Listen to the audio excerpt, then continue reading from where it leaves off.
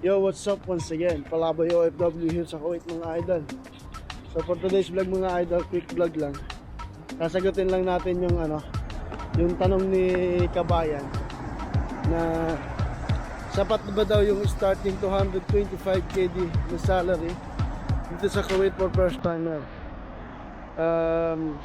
Maganda mapakinggan na 225 KD agad. Pero ang budget ng mga idol is yung 225 KD na yon, wala kang food allowance, wala kang housing allowance, wala kang food allowance. Yun nga, para sa akin talo yun. Talo yung Kabayan. Kasi kung nandito ka na sa Kuwait, pumirma ka ng kontrata, wala nang bawian mo.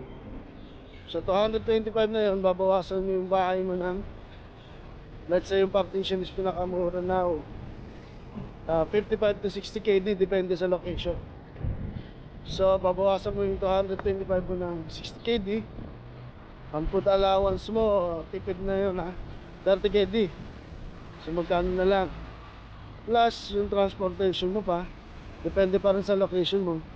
Minimum na at least for service, or kahit na mag-bus ka, 20 KD. So magkano na lang matitira sa'yo? More or less 145 to 150 KD loads. So good thing naman, hindi naman kita sa dinidiscourage na huwag tumuloy. Good thing naman na ito, kung marami kayo, 3, 4, 5, 225 na yun, pwede naman kayo maghati-hati mga lodi. Pwede kang makishare ng kwarto. So kumuha kayo ng kwarto, let's say ang kwarto dito nasa nasa kung tatluhan kayo, nasa 100 to 120 KD kung tatlo kayo. So yan, sharing na lang pati sa food. Mas makakatipid dyan kung kaysa magsulo ka ng kahit partition pa yan. So yun na lang gawin mo idol. Tumuloy ka kung ganung way. Pero kung ayaw mo nang may kasama sa kwarto, ayaw mo nang may ganung sharing, so bawi ka na lang ng ibang kontrata. Pero prepare ko tuloy ka pare. Gawin mo yung the best way na makatipid.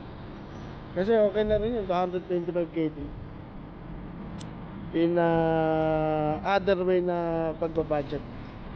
Huwag, kung susuluhin mo, hindi magandang idea.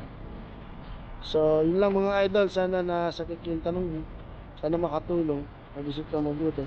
So Palaboy OFW sa Kuwait, may vlogs in Kuwait 2.0, Rapis and Steel, Brian Pindanas. Thanks.